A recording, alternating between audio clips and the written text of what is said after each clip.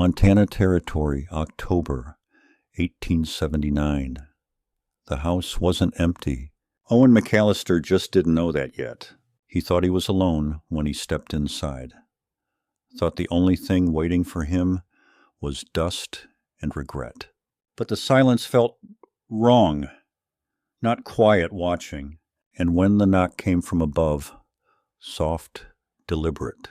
He realized this house had been keeping a secret, one with bruised ankles, a broken voice, and eyes that had forgotten how to trust. He had not been back to this house since his uncle's funeral 3 days ago. The man had died alone, slumped over in the barn, with a half-finished bottle of rye and a rusted Winchester by his side. Owen had inherited the land, a worn-out spread tucked near the Beartooth Mountains, and intended to sell it off fast. He had plans that did not include icy winters and bad memories. But as he walked through the narrow upstairs hall, bootsteps echoing on the dull wooden floor, he heard a scuffing sound, then nothing, then a soft knock from above. He turned slowly, eyes narrowing at the ceiling. There was a hatch at the end of the hall, a rope dangling down. Owen pulled it. The attic ladder creaked open. What hit him first was the smell dust pitch and something else. Sweat fear. Someone had been living up there. He climbed up, heart pounding. The attic was dark, lit only by a grimy sliver of daylight from a small window.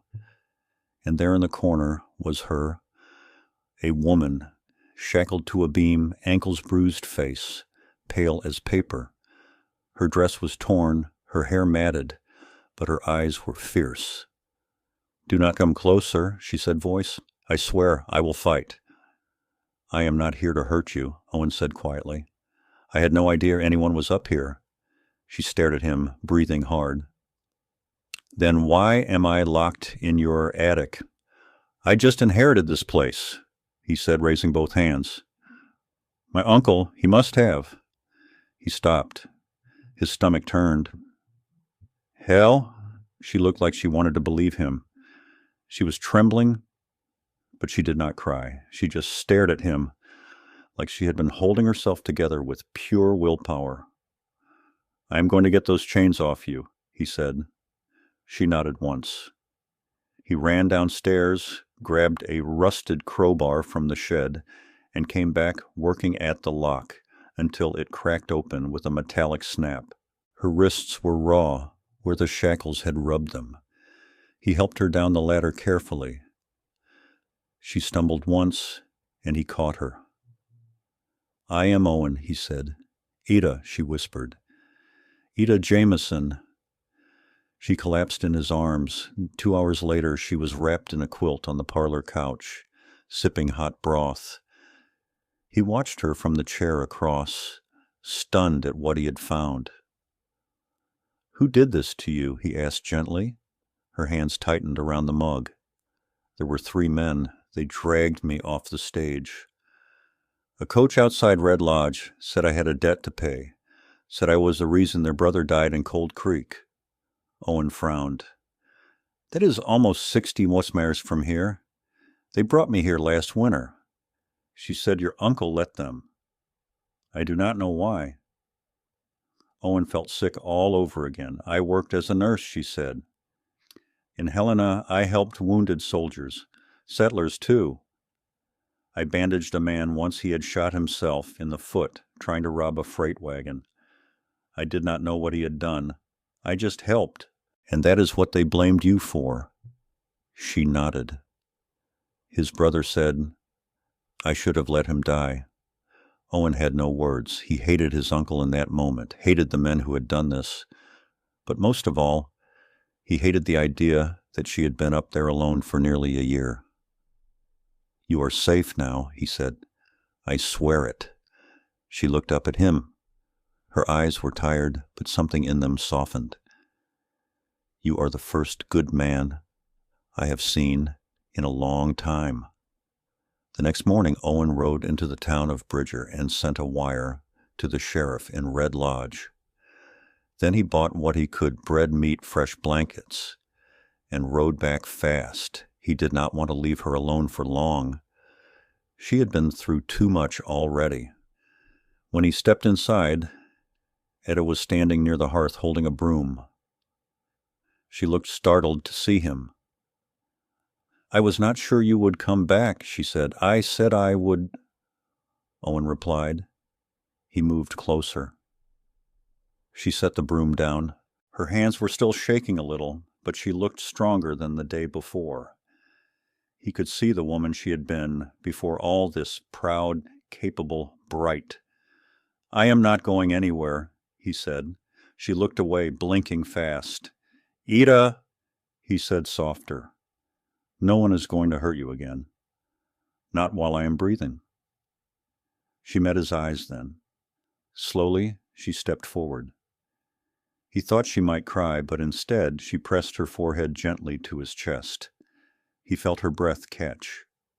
"I do not know how to be okay anymore," she murmured. "We will figure it out," he said. "Together." He wrapped his arms around her, holding her close.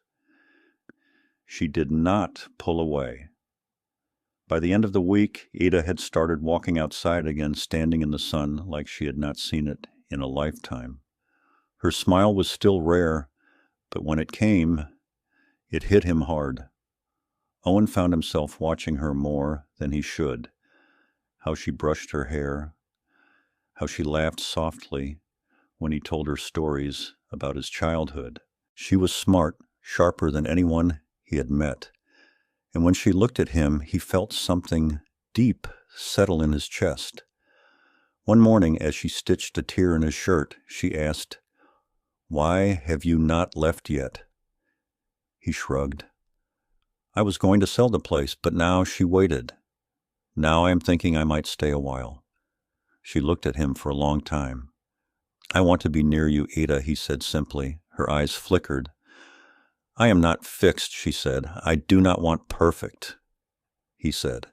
"I want you." She blinked hard, then nodded once. "All right." But peace never lasted long out here. 3 days later, Owen was loading firewood when he heard hooves. He looked up. 3 riders were heading down the ridge. He recognized the led one from the description Ida had given him. The men who had locked her in the attic were coming back. Owen dropped the last log and straightened eyes fixed on the distant riders. Dust curled under the horses' hooves as they cut across the gully, heading straight for the house. The led man wore a long canvas coat collar turned up against the wind, and his hat shaded most of his face.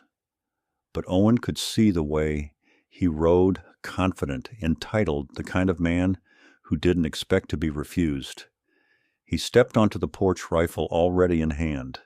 Etta had been inside boiling potatoes, but now the door swung open behind him, and she stepped out quietly, her apron still tied a kitchen knife in her hand. "You recognize them?" Owen asked without turning. "Yes. The one on the sorrel's name is Clay Morton. He's the oldest." The horses slowed as they reached the edge of the yard.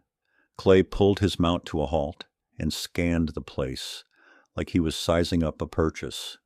The other 2 stayed a few paces back, eyes flicking from one window to the next. Clay dismounted with a grunt, then walked forward, gloved hands hanging loose at his sides. He stopped 20 ft from the porch and tipped his head. "Morning," he said. Owen didn't lower the rifle. "State your business." Clay smiled slow and easy. "Heard my brothers and I left something behind here last year. Came to collect it." "She's not a thing," Owen said. Clay's eyes narrowed. "We got a claim." "You don't know what she did. I don't care." Now that Clay said taking another step is a problem. Etta stepped up beside Owen, her voice calm. "You want to lie about me? Do it somewhere else." Clay's gaze slid to her. "You look better than I expected. I'm not afraid of you anymore." It's so. Owen lifted the rifle, aimed square at the man's chest. You need to leave now. Clay didn't blink. You planning to shoot a man in front of a lady if it keeps her safe? Yes. Clay looked past him to EA again. You really think this man's going to save you? He don't even know what you are, Ida answered before Owen could speak. I'm someone who helped your brother when he was bleeding to death. I didn't ask what he'd done. I treated him anyway. And when he died, you decided that was my fault. She stepped down one stair, voice steady. I've lived through worse than your threats. I'm not going anywhere. Clay studied her for a long moment. Then he spat in the dirt and turned. You made your choice. He mounted up, barked something at the others, and the three of them rode off the way they came, hooves pounding hard across the dry wash. Owen didn't lower the rifle until they passed out of sight. Inside, Ida set the knife down on the counter, her hands finally starting to shake. Owen placed the rifle against the wall and turned to her. You didn't have to come outside. I wasn't going to hide, she said. Not again, he nodded slowly. They'll be back. I know. He stepped closer. If I send you east, maybe to Fort Benton, you could catch a steamer downriver. Be gone before they try again. I won't run, Owen. You've been through enough, and I'm still standing. They stood there a long while, the scent of boiled potatoes drifting between them, the fire crackling low in the hearth. Outside, the wind picked up and rattled the shutters. Finally, Etta said, You could leave. You don't owe me anything. He shook his head. That's not how I was raised. You were raised by a man who kept me chained in his attic. I wasn't raised by him, Owen said. I just share his blood. She watched him carefully. Then why are you still here? He looked down at her voice, quiet. Because you are. Later that night, she didn't sleep. Neither did he. He sat by the hearth, cleaning the rifle piece by piece. She sat by the window watching the night for movement. Neither spoke, but something had shifted. The next morning, Owen took the wagon into town again. This time, he bought more than food. He came back with lumber nails, a second rifle, and a coil of barbed wire. When he pulled up to the house, Ada stepped out, wiping flour from her hands. You planning to build a fort, something like that, he said. If they're coming back, I want them to know they'll have a hell of a time getting in. She studied him for a moment, then nodded. I'll help. They worked side by side all day. She rolled wire across the fence posts while he reinforced the windows with cut boards. He added a second lock to the front door. She fitted a slingshot into her apron pocket and showed him the pile of stones she'd gathered from the creek. Just before dusk, Owen stepped back and looked at the house. It's not perfect. It's home, she said. He turned toward her. Well, make it one. She didn't answer right away. Then, quietly, I believe you. The first snow came early. It drifted down in silence, thick and heavy as wool covering the ridgeline and flattening the grass around the barn. Owen stood beneath the lane-toe, brushing frost from the mare's withers, while Ada hammered slats across the henhouse window. The cold made her cheeks ruddy, and her breath came in little clouds. She'd taken to wearing one of his wool shirts beneath her coat sleeves, rolled collar open at the throat. It looked better on her than it ever had on him. You always get snow this early, she asked without looking up. Not usually. Must be a hard winter coming. She stepped back from the hinge she just secured and flexed her fingers. Then we'll be ready for it. Owen pulled the mare's blanket snug and nodded once. We will. She glanced over, her expression unreadable. You ever think about what might have happened if you hadn't come back to the house that day?" He didn't answer right away. The mare shifted her weight, stamping once, and he laid a hand on her flank to settle her. "I think about it more than I'd like," he said finally. Ida leaned her hip against the chicken fence, arms crossed. "I used to count the days by the sound of the crows. There weren't many other noises up there. Did you ever think about ending it?" The words left his mouth before he'd fully meant to speak them. She didn't flinch. "I thought about what it would mean to stop waiting, but not once did I let them win." Owen met her gaze. "You didn't." She nodded, but her eyes drifted toward the tree where the wind had begun to push snow from the branches in small, silent bursts. That night they ate in the kitchen instead of the front room. The warmth from the stove filled the space, and the oil lamp threw soft light across the table. Eddie peeled apples over a basin, while Owen stitched new bindings onto a cracked leather saddlebag. "You ever plan to go back to Helena?" he asked, not looking up. "Not anymore," she said. "I had a room there upstairs from the livery. It's probably been rented out twice over by now. You left anyone behind?" "No one who'd notice." He set the saddlebag down and wiped his hands on a rag. "You could stay here, Ada, if you wanted." She didn't answer right away. Her knife moved in slow, careful strokes, the curl of apple skin falling into the basin in one unbroken ribbon. "I don't want to be something you feel responsible for," she said. He leaned forward, elbows on the table. "You're not." She looked up then, her eyes steady.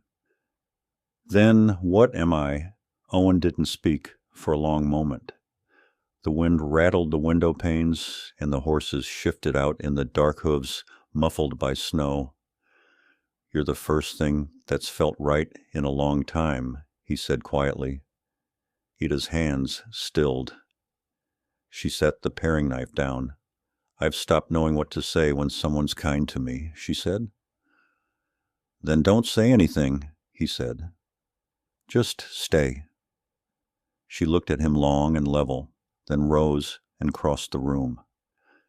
She stood behind him for a moment before placing her hand on his shoulder. He covered it with his own. "Will you sleep tonight?" he asked. "I always hear the snow. I'll stay up." "I know." She gave his shoulder a small squeeze and left the room. He listened to her footsteps on the stairs, each one lighter than they'd been a week ago. By morning, the snow had deepened. Owen shoveled a path to the barn while Ida boiled coffee and fed the hens. The quiet between them had shifted closer now, not cautious, but calm.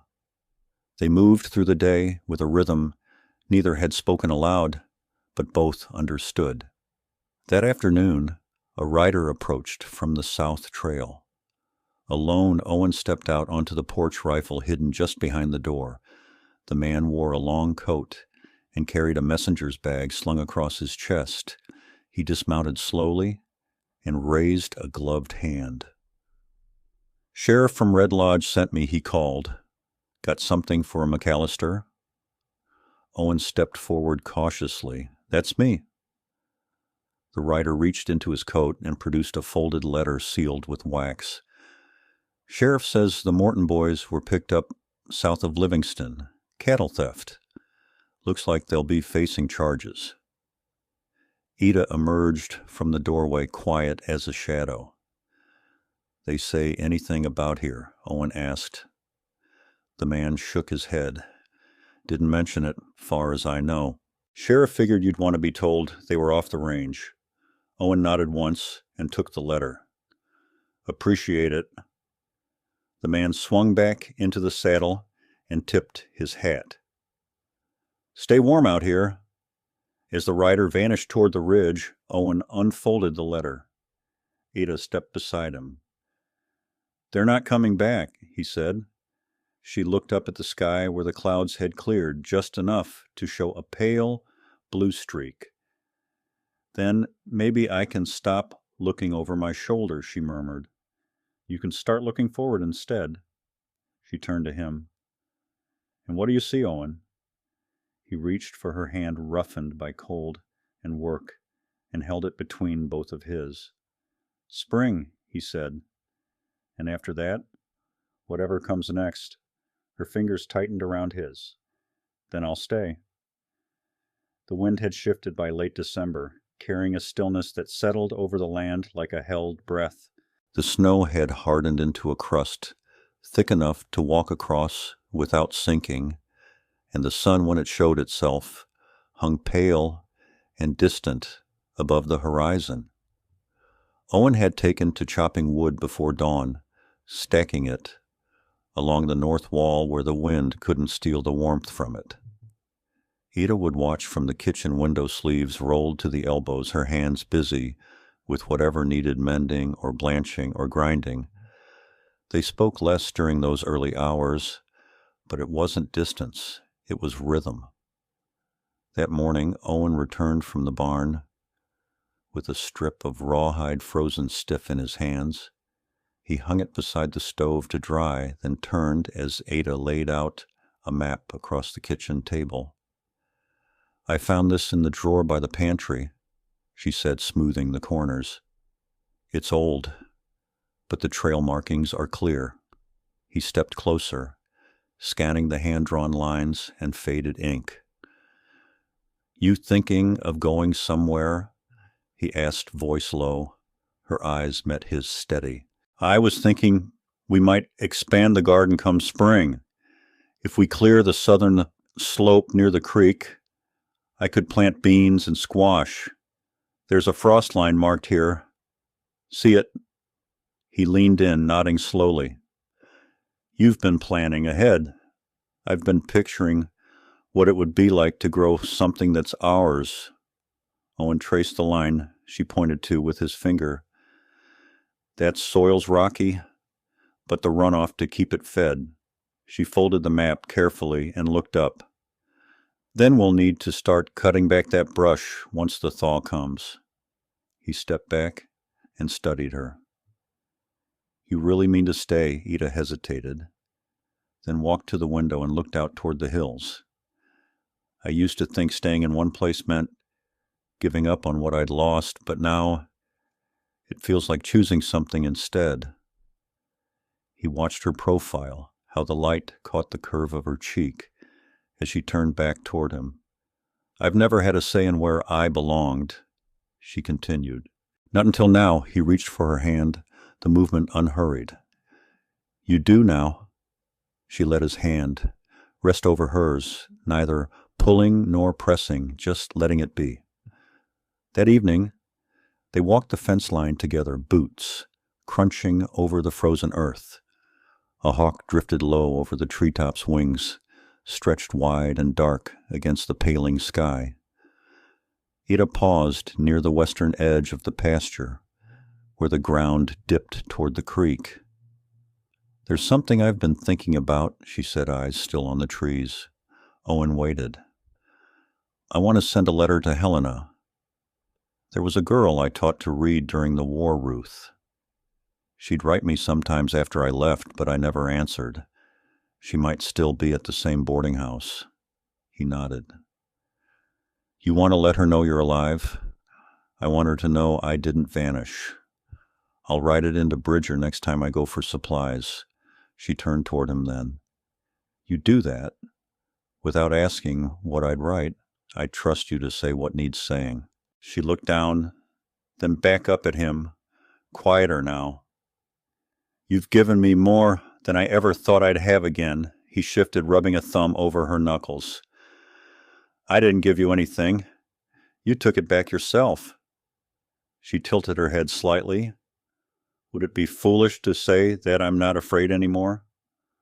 No, he said, just brave. They stood like that as the last of the light faded, and the moon rose over the ridge. A coyote howled, far off, low and sharp, and neither of them flinched. Later, as they settled by the hearth, with mugs of steeped spruce needles and a plate of hoe cake between them, Etta reached for the book she'd been copying recipes into a leather-bound ledger Owen's uncle had once used for cattle talus. "I'm going to need more pages soon," she murmured, flipping to the spot where she'd written down her mother's vinegar pie. "We'll find another," Owen said, watching the way her fingers moved over the ink. "Or start a second one." She looked up, a smile just touching the corner of her mouth. "You think we'll have enough to fill two? We've got time," he said. "And your cooking's worth recording." She closed the book gently and leaned back. "I never thought I'd lie somewhere quiet enough to hear my own thoughts again."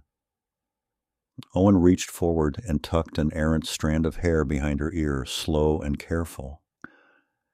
"You're not just living here, Ada. You're building this place." She rested her hand on his knee, a quiet motion filled with ease. "So are you." The fire popped softly, the scent of pine pitch sweet in the air between them. Outside, the wind had gone still, and for the first time in years, Ida Jameson let herself believe in permanence. The thaw came slow that year. March dragged its heels through lingering frost, and the creek behind the pasture swelled with meltwater that ran quick and cold over stone. Owen watched it from the slope Ida had marked for planting, pacing its edge with a pickaxe and a length of hemp rope. The ground was ready to be worked, but only just.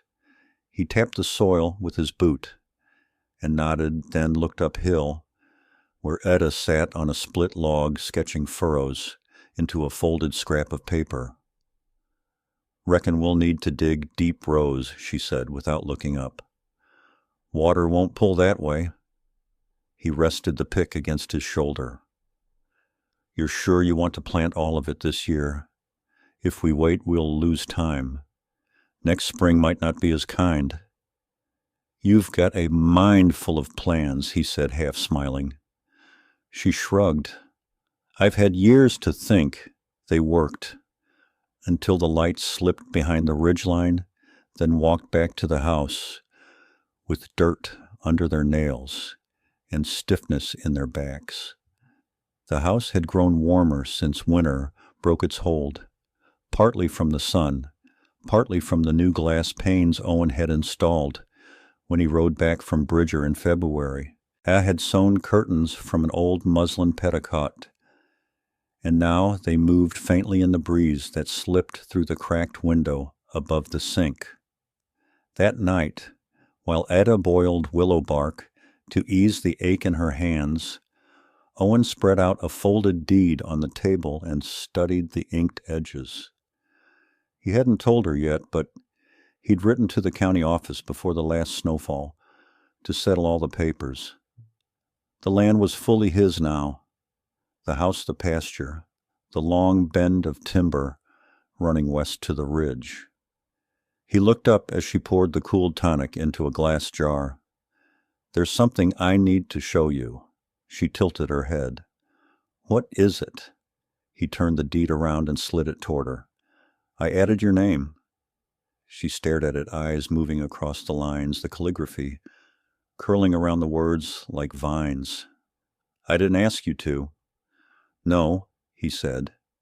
"You didn't." She touched a fingertip to the page, then looked at him. "It's not a gift I take lightly. It's not a gift at all. It's a life one we're building together." Etta folded the paper carefully and set it aside. "You always know when to say the thing I didn't know I needed to hear." He leaned forward, elbows resting on the table's worn edge. "I didn't know I was waiting for you, Ada, but I was. Every day I came back to this land, it felt empty. Until you were here." Her eyes softened, but her voice stayed quiet. "Do you still feel like leaving it behind?" "Not anymore." She reached across and took his hand, palm to palm. "Then I guess we're both staying." Spring arrived in earnest 2 weeks later.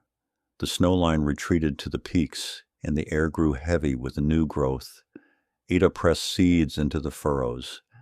They dug together beans, squash carrots, and tobacco. The last a gift from a Lakota woman. She'd once nursed during a fever outbreak near Miles City. She moved down the rows, barefoot skirt tied at her knees, humming under her breath. Owen rebuilt the chicken coop and added a second stall in the barn. Each evening, he brushed the horses in silence, while Ada read aloud from an almanac she'd bartered from the general store. She'd started a second ledger, this one filled with notes on planting weather and moon phases. He teased her about it, once called it her book of dirt, but she just smiled and told him it had outlasted them both. One morning in May, he found her standing on the porch, hands folded over her middle eyes shining. "I think," she said, "I might be carrying." He stepped forward, slowly searching her face. "You sure?" "Not yet, but I know my body. It feels different." He reached for her waist, held her there, thumb brushing the curve of her side. "You want this, I do," she whispered. "With you," he kissed her, then, careful and deep, and the world settled into place around them, like it had been waiting for that moment all along. They married in June. No preacher, no church. Just the two of them, beneath the cottonwood tree near the far pasture, with the creek running quick behind them, and a handful of wildflowers in Ida's hand. Owen carved 2 rings from a strip of applewood, polished them smooth, and slid hers onto her finger with a promise spoken low and clear. "I'll stay beside you in all seasons, until none remain." She returned it without pause. "And I'll walk with you in whatever this land gives us." They sealed it with a kiss, and the wind blew soft through the cottonwood leaves. The summer passed in warmth and rhythm. The garden flourished. Ida's belly curved outward with quiet certainty. Owen built a cradle from pine planks he milled himself, and Ida lined it with wool she carded by hand.